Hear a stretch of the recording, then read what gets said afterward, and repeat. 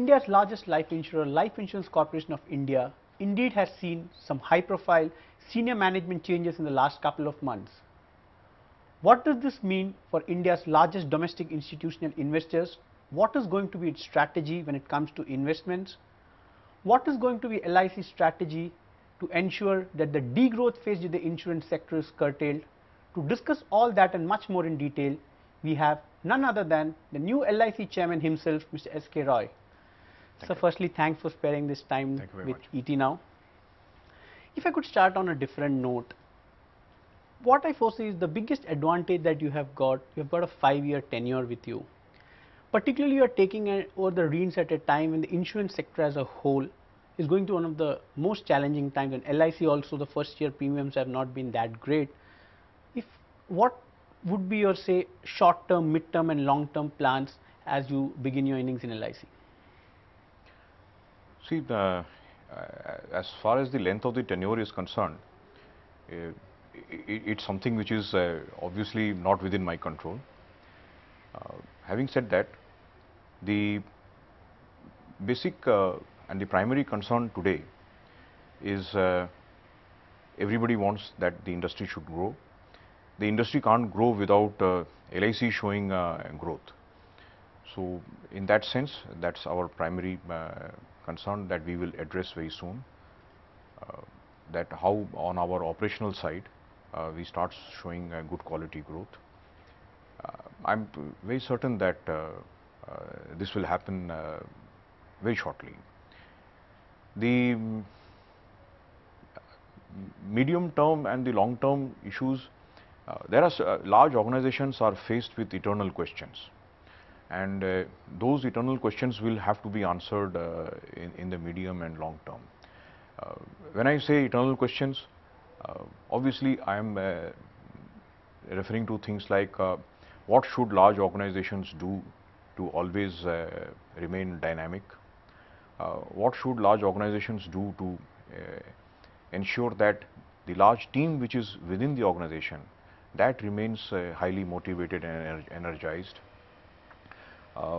Another eternal question is that how do we, as a very large brand in this country, we come up to the expectations of all our stakeholders?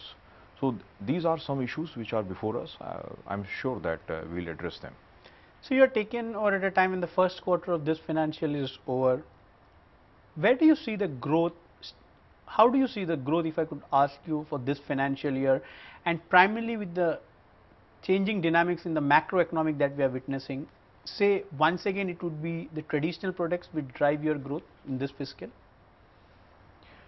The present trends indicate that this will be the year of traditional products. We must also remember that the regulatory system has decided that the product regime will undergo change. The pension and group schemes products undergo change this month, and on the individual life side, the products will undergo a change with effect from 1st October. What will happen in the second half of the financial year? That we will be in a better position to understand once we reach nearer to the end of Q2, because by that time our product bouquet for the next 2 quarters, that is Q3 and Q4, would be in place. And once we have the products in place, we will know where we will be by the year end. But LIC is targeting about 13% growth in first premium, and I'm certain that that growth we will definitely achieve. So 13% in terms of value, how would it convert, say in terms of your new premium collection that LIC always benchmarks? How do you see, and how would be your total premium standard vis-a-vis last fiscal? Last year we did approximately 29,000 crores. This year we are targeting something upward of 33,000 crores. And so if I could ask you, I've been asking when you interact with your former colleagues as LIC chairman, with the changing dynamics, what would be a good product mix for you in this type of market when it comes to, say, a ULIP, which is once the darling of all the insurance companies, and now the situation that we are? What would be a right, say, mix, 60-40, 75-25, what would it be? I have a slightly different view on this. My belief is that the product or the product mix is not something that the insurance company can prescribe. It's something which the market determines. It's only after you have sold the policies and you start analyzing your market operations that you realize that you have sold so many single premium policies and you have sold so many non-single premium policies. It's not something that I would have determined at the beginning of the month or the fortnight or the quarter. We have 50 odd products. We believe all our products are attractive and useful for the insuring population. But out of those 50 products, only some sell more than others. And who has decided that which product will sell more than others? That's the market. So I would let the market to decide what it wants to buy, and then we can come back and tell you what was the ratio of single to So the non-single. current market would is purely, if you see, it's lean towards traditional products? It's towards traditional products, which is fair enough in the given circumstances. Okay. Sir, as you say, 13% growth or 33,000 crores in terms of value. What does that mean when it comes to your investment strategy? Because at the end of the day, you are one of the most important players when it comes to domestic markets, let it be a debt or equity. So how does that translate for your investment strategy in this fiscal with one quarter already gone? And everyone feels it was LIC which ensured that the markets are balanced, particularly in the month of June, what we witnessed. See, in the month of June, we invested about 14,000 crores. Huge amount. Which is a fairly large percentage of what we intend to do during the course of the current financial year. The question may arise that why was Q1 very high? As you rightly said, June was not a very good month in the conventional sense for the market, but for yes. LIC. So, it was a good opportunity for us to invest, and we took advantage of the market conditions. So, but how are you looking at the whole year when it comes to investments? I think we are looking at a figure of about 40,000 crores. This is for your equity and Yes. debt, because again that's an important portfolio for you. That is within the, we will not be short of the whatever maximum we can invest as per regulatory guidelines. Okay. So just before moving on, just one more question on the equity markets. When you mentioned around 40,000 crores, last year we saw, when it comes to also churning your portfolios, which you do at regular intervals, it was one of the best years when it comes to booking profits, close to 22,000 crores if I am right. In that sense, do you think 2012 was one of those rarest years? This cannot happen every year, or do you see a lot of opportunity even this fiscal? See, this is not something about which I would like to speculate upon. If an opportunity is before me for booking profits, and it is prudent on my part as an investor to book profits, definitely that decision will be taken. But it's not something that I would like to speculate about. So also the other aspect is, when it comes to investments, we see a lot of, once again, the divestment process getting kicked off, a lot of FPOs expected or OFS expected of various PSU companies. LIC has always been clear, their investment strategy is purely driven by long-term returns. Maybe it's ONGC or other companies, but the critics would also say it's not the case, same case when it comes to a NTPC or a, say, Hindustan Zinc investment. How do you look at this, or how do you see these investments, particularly in the equity market? Because at the end of the day, it's like a catch-22 situation for you. See, I want to put a disclaimer first. As a matter of policy, we don't discuss individual investment decisions. But on the larger question, what should we do if a disinvestment opportunity is before us? For us, it is just like any other investment decision. It's just a coincidence that this investment decision is part of a disinvestment program of the Government of India. I am looking at that opportunity as I would with any other opportunity which is in front of me. If it makes good business sense to me, I'm for it. Okay. And sir, but when you say that, also you have some historical investments in one of the topmost blue chip companies. The fact is that now the HUL open offer happened and LIC did participate to an extent. Are these also situations where you are trying to capitalize on these historic investments where your acquisition cost was very low? My disclaimer in place that I will not discuss individual investment decisions, but again on the general question, yes, when the opportunity was before us, the fact that this was a historical investment, historical in the sense it was held for a very long time, and we saw that there was an opportunity to take advantage of the offer in front of us, we took our decision. Okay. So, but when it comes to distribution front, for a player like LIC, which primarily has always banking upon its agent force, what happens when a new bank assurance policy, which has been spoken for a while, says finalized, comes in? What difference does it make for you? Firstly, or even now banks being treated as brokers. See, on that question, the final word has not yet been spoken. I believe that when the final guidelines will come, they would have addressed the concerns of everybody. By when I say everybody, I mean bank promoted insurance companies, people like us who have not been promoted by a bank, or who has not promoted a bank itself, or there are many other companies, there could be some other companies which are totally standalone. They are simply surviving on their individual bank assurance tie-up with individual entities.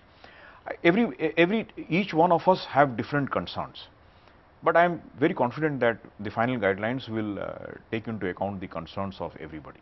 Okay.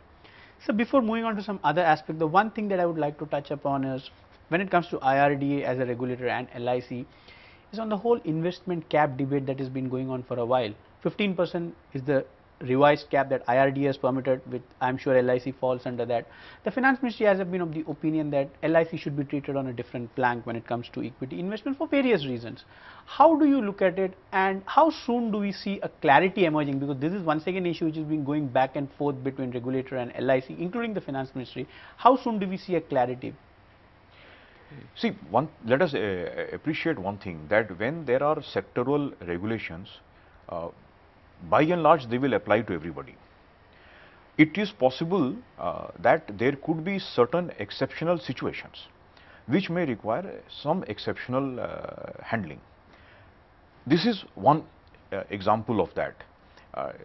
Other 23 life insurance companies, I don't think they are facing the strain of investments because of the IRDA regulations, but we are. It's a reality that we cannot wish away, and because it's a reality which we cannot wish away, the matter has been represented to the regulator. I believe that sooner than later some clarity will emerge on this. I am also confident that the clarity which will emerge would be in the best interests of the industry. So, assuming that it's going to be raised and LIC is going to benefit, how drastically do you think it would change things for you or making your strategies when it comes to investments? See, there are certain opportunities of investment which are available to us today, which we may not be able to exercise because of these gaps. So, hypothetically, IRDA allows us relaxations, then we are immediately in a position to consider those opportunities which are in front of us. Otherwise, life will go on. Hope we see some sort of clarity emerging soon. So, coming to the other important aspect with the industry as a whole is rather being questioned now or facing is the issue of KYC. We all know what happened with some sting operation coming in, LIC also being named in one of the sting operation. LIC has come out with this clarification, but the issue of KYC indeed is a challenge. As the largest insurer, don't you think the time has come to have a common database when it comes to KYC for the insurance sector? Say what we see in a mutual fund sector, a KRA platform being created by SEBI. How do you look at it? Because at the end of the day, KYC is one thing which even a customer at times shies away from taking a policy or coming to the industry. See, the comparison with the mutual fund industry, I think, is not wholly appropriate, because the insurance population and the retail mutual fund population, there is an overlap, but they are in some respects, they are very distinct group of people. I am as a very large insurer, I am servicing a large number of people who do not have access to sometimes very basic requirements. But it's a regulatory compliance, and I would like that LIC should always be a very compliant organization, which it has always been. What challenge it poses? It definitely requires that my distribution team is totally trained to ensure that every proposal for insurance is fully compliant. Now, if the banking sector could come out with a standardized KYC norm, I believe that the banking sector's customer base and our customer base could be very similar. So, if that there could be standardization on the KYC norms for the banking sector, maybe the life insurance industry would greatly benefit by that. But would life insurance industry in that way accept, say, IRDA is saying that maybe a KRA approved KYC can be taken on record? That's a call that IRDA will have to take. Maybe if such an infrastructure is in place that the banking sector has got a common KYC platform, maybe through the Life Council or other fora which are available to us, we would go back to the IRDA and say that if the banking sector, which is similarly regulated, has accepted something as a valid KYC document, the same should be made available for the insurance industry also. From a policy perspective, the FDI frenzy that we are seeing at this point of time in the country, I'm sure many people must have discussed this over a cup of coffee with you, with almost assurance that 49% may happen this time, which has been again spoken for a long time. Would things any which ways change for a player like LIC? See, I would not like to speculate about the outcome of a policy initiative which is still in the pipeline in some sort of discussion stage. Let us see what would be its impact. Suppose this happens, then what is the expectation? Expectation is that companies will become stronger financially. Once they become stronger, they will expand more, they will come out with more products, they will become more aggressive in the market. These are consequences. What happens to FDI limits is not my concern. I am concerned about what would happen to the companies if something happens. And history of the last 10 years has shown everybody that whenever there is aggressive competition in the market, the LIC has been fortunate enough to always do better than the competition. So, from that perspective, FDI is not going to make any change for you. It's not a very important issue for us. Okay. So, coming on to the other announcement that was made in the budget, LIC opening around 1800 offices touching every district or town with specific definitions. If I could ask you, when you also feel, is opening of 1800 offices a more social commitment than making business sense? How are you looking at it from LIC? See, this is a very valid point you are raising, and this is something that we have also discussed in house, that our need to expand geographically, is it a business decision or is it a mandated decision? I see it as a business decision. I'll tell you the reason. If I have to show 10% growth in number of sales, if I have to show 13% growth in first premium, I have to expand. And one of the major ways in which I can expand for a large organization like ours is geographical expansion. And what have we decided to do? We have decided that we will open a mini office at a town where the population is at least 10,000. It's 10,000 or more. So, it's a very good, from my perspective, it's a very good business decision that we have taken, and I'm sure that the results will be before us. Before I could wrap up, the one thing that LIC has been speaking about, working hard, and finally it's happened. Your LIC Housing Finance has applied for a banking license. Now, LIC being the parent company, what is going to be your game plan? Have you started putting things in place internally? Because everyone knows LIC Housing Finance is one of the front runners when it comes to the new banking license being issued by RBI. I am very taken in by your choice of words. You're calling LIC Housing Finance as our LIC Housing Finance. I feel very happy that when it is perceived to be like that. Technically, LIC Housing Finance is not our subsidiary. Again, the banking license has been applied for by LIC Housing Finance, which is a public limited company run by a professional board. I am certain that the board has done a due diligence, that it felt that applying for and hopefully getting a license would add value to the LIC Housing Finance overall strategy and to its customers. Still, it's just a few days since the deadline ended. I'm sure that the RBI would look at the application filed by LIC Housing Finance. As and when LIC Housing Finance gets the license, I'm sure that things will start falling in place, and just like the way LIC is the #1 insurance company in the country, just like the way LIC Housing Finance is the #2 housing finance company, I hope that if and when an LIC Housing Finance bank comes into existence, it should also be one of the top banks in the country. How vociferously or how aggressively would we see LIC pushing for more board seats in the listed companies where it has got good stake? See, this is something that I need to explain to you a little in the context. In the vast majority of companies where we have a reasonable amount of stake, we have representation on the board. There are a few entities where we at the moment do not have representation on the board.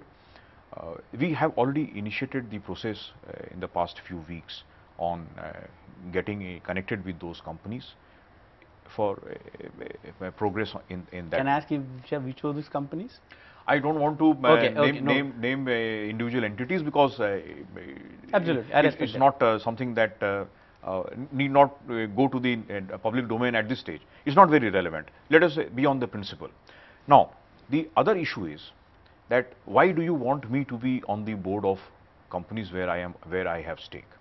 Obviously, you want that I should be able to ensure that my investments are well protected in that company, and number two, that I will ensure by virtue of being on the board that the company is a fully compliant company, corporate governance issues are taken care of, and things like that.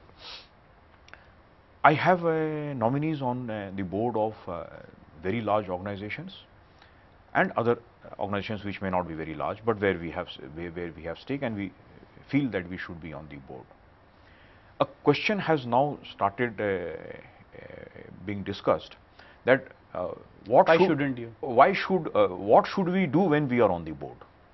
My response is that LIC as an investor would like its nominee directors to ensure that investor stays protected, and that's the mandate. Recently we held a training program for all our nominee directors, which was conducted by the Institute of Directors. So, I mean, we are constantly trying to upgrade ourselves on how our people can, nominees can play a more effective role on the board of those companies. Okay. Mr. Roy, once again, thanks for sparing this time. Pleasure talking to you. Thank you very much.